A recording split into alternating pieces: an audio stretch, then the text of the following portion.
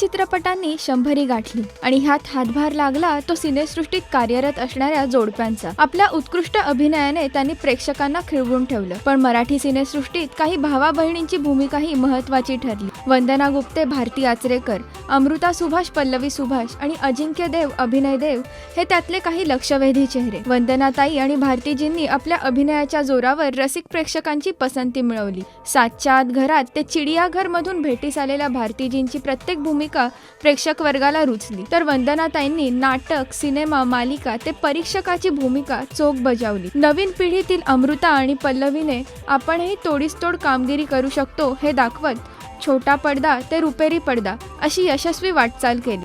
तर देव कुटुंबियांच्या अजिंक्य आणि अभिनय ह्या दोन पुत्ररत्नांनी अभिनय आणि दिग्दर्शन म्हणजे काय ते दाखवून दिलं। वासुदेव बळवंत फडके, दुभंग सारख्या चित्रपटातून अजिंक्य यांनी अभिनय प्रभुत्व दाखवून दिलं, तर अभिनय ह्यांच्या देली बेलीने तर सगळे रेकॉर्ड तोडले। यावरूनच हे सिद्ध होतं की मराठी सिनेसृष्टी या कलाकारांमुळे समृद्ध झाली।